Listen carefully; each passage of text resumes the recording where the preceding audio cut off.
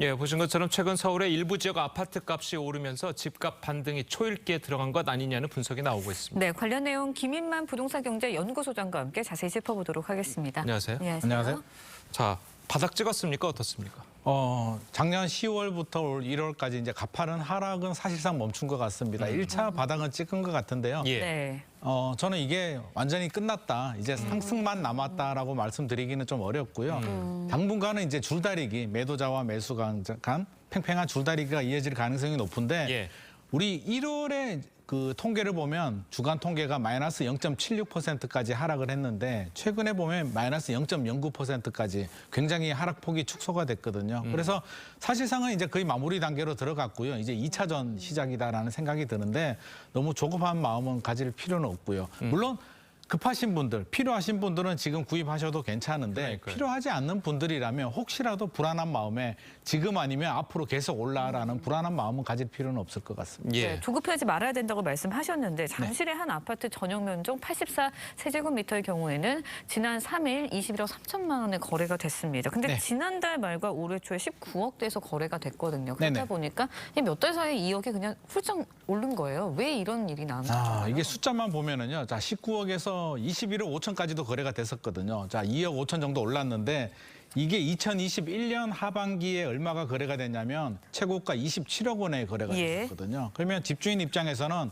27억에 사신 분은 27억에서 18억, 19억까지 마이너스 30% 거의 한 1년 만에 마이너스 30% 갔다가 최근에 조금 반등을 해서 이제 마이너스 20% 정도 하락을 했는데 네. 이거 가지고 큰 폭의 반등이라고 얘기한다면 또 그분들은 섭섭하다라고 또 이야기를 합니다. 그래서 이게 흐름입니다. 그래서 굉장히 많이 올랐잖아요. 2015년부터 2021년까지 굉장히 많은 과도한 상승이 했기 때문에 당연히 조정장이 시작을 해야 되는데 가파른 금리 인상과 전세 가격이 떨어지면서 사실 좀 빠르게 떨어지기도 했어요. 한 6개월 만에 고점 대비 마이너스 30% 정도 하락을 했거든요. 보통 일반적으로 한 2년 정도에 걸쳐서 이 정도 떨어졌어야 되는데 워낙 빠르게 떨어졌기 때문에 지금 기술적 반등을 하고 있는 부분이고요.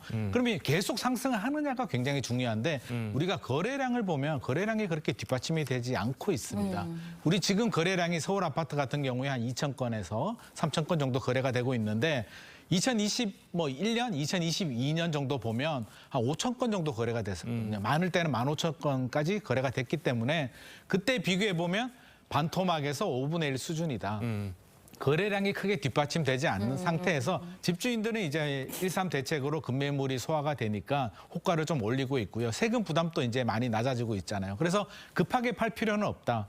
급하게 팔 분들은 작년에도 많이 팔았다. 자, 매수자들 입장에서는 조금 더 기다리면 더 떨어질 줄 알았는데 이제 바닥을 찍고 거래가 되니까 기다리던 실수요자들은 이제 거래를 하는 거거든요. 근데 부담스러운 게 여전히 집값이 비싸다는 생각을 많이 하고 있고요. 또 금리도 내린 게 아니기 때문에 더 따라가야 되냐 말아야 되냐는 고민을 지금 하면서 사실 4월 들어서는 거래량이 소폭 또 줄어드는 상황입니다. 그러니까 네. 거래량이 뭐 한 15,000건 이렇게 갔을 때는 당신은 집 안 사면은 뭐 벼락거지 네. 된다고 벼락거지가 다들 될 것 같은. 그렇게 이야기를 할 상황이었으니까 너도 나도 은행 달려가서 집 사는 게 일이었잖아요. 맞습니다. 근데 요즘은 집을 살려고 해도 이거 뭐 내일 되면 조금 더 떨어질 것 같은데 이런 생각들을 가지고 있으니까 네네. 자, 이 생각이 멈추는 순간 집값이 반등한다 이렇게 봐도 되는 건가요? 지금 일단 추가 하락이 있다라고는 생각하지는 않습니다. 예. 우리 1월이 이제 가장 바닥이었는데 당분간 저는 1월 네. 가격까지는 가지는 않을 것 같습니다. 조금 더 올라갈 가능성은 있는데 여기서 더 올라가게 되면 앞서서 우리 잠실 아파트 이야기를 했지만 예. 지금 22억을 뚫지는 못하고 있거든요. 3월부터 21억 5천에 거래가 됐는데 저 4월 넘어가더라도 지금 22억을 뚫지 못한다는 얘기는 매수자들이 이제 고민에 빠지는 거죠. 여기서 더 들어가게 되면 취득세와 세금, 대출이자를 냈을 때 과연 얼마나 올라갈까에 대한 확신, 그런 확신, 두려움이 있기 때문에 지금 따라가지 않은 상황. 그래서 팽팽한 줄다리기를 하고 있고요. 예. 당분간은 조금 더 오를 수는 있는데 어느 정도 올라가면 아마 멈출 겁니다. 그러면 예. 매수자들이 거래가 안 되네 해서 다시 또 조정은 가격을 살짝 내릴 수도 있기 때문에 당분간은 올랐다 내렸다를 반복할 가능성이 높습니다. 네, 예. 그럼 좀 더 지켜봐야 할 것 같은데 네네. 그런가 하면 올 들어서 이제 2030 청년층의 아파트 매입 급격하게 늘었습니다. 네네. 서울과 경기 경우에는 청년층 매입이 비중의 35%를 차지했어요. 맞습니다. 그러면은 이거는 어떻게 봐야 할까요? 청년들이 이제 집을 좀 비중이 늘어났습니다. 한 35% 정도 되는데 이제 작년 봄 정도에 가장 분위기 안 좋았을 때 한 6월 정도에는 24%까지 떨어졌었거든요. 비중이 줄어들었다가 최근에 늘어났는데 예. 자, 청년들은 이제 그런 경우들이 있는 것 같습니다. 지금 저도 이야기를 들어보니까 여전히 두렵다. 이러다가 또 내 집 마련 못하는 게 아니냐. 벼락거지가 될 것 같은 그러니까요. 그 트라우마가 아직도 남아 있고요. 상승장이 아직도 상승장의 중간이다 정도를 생각을 하는 것 같습니다. 일시적인 조정이고 앞으로 올라갈 일이 남았다라고 생각을 하는데 예. 제가 걱정이 되는 건 경험이 좀 부족하거든요. 2017년 집값 오를 때부터 관심을 가졌기 때문에 내리는 부분에 대해서는 경험을 하지 못했는데 우리 기성세대들은 2009년도 뭐 글로벌 금융위기도 예. 경험을 했고요. 12년, 13년 침체도 알고 있는데 그런 경험이 부족한 부분은 좀 걱정이 되는 부분이고 이 불안한 마음을 정부가 특례 보금자리를 줬단 말이에요. 9억 원 이하 집을 사게 되면 소득 대비 대출 한도를 정하는 DSR을 보지 않고 생애 최초는 LTV 80%, 집값 시세의 80%까지 대출을 해주다 보니까 자 지금 들어가야 돼, 지금 안 들어가면 안 돼라는 불안한 마음에 많이 유입이 돼서 거래량이 늘어난 거는 맞는데 제가 앞서서 설명드렸잖아요. 거래량이 2021년, 2022년과 비교해 보면 반토막에서 한 3분의 1, 많게는 5분의 1 토막이다. 그렇게 바라본다면 거래량이 폭발적으로 늘어나지 않았는데 2030 비중만 좀 늘어난 거죠. 예. 그러니까 그 부분은 어떻게 보면 약간 우물한 개구리다. 아직까지 전체적으로 폭발하면서 상승 거래가 늘어나는 상황은 아니기 때문에 사실 좀 걱정되는 부분이 있습니다. 예. 예. 신혼부부들은 이제 또 전세 가격 그리고 예. 또 이제 전세 사시는 분들은 또 이 전세 가격에 주목할 수밖에 없을 텐데 네.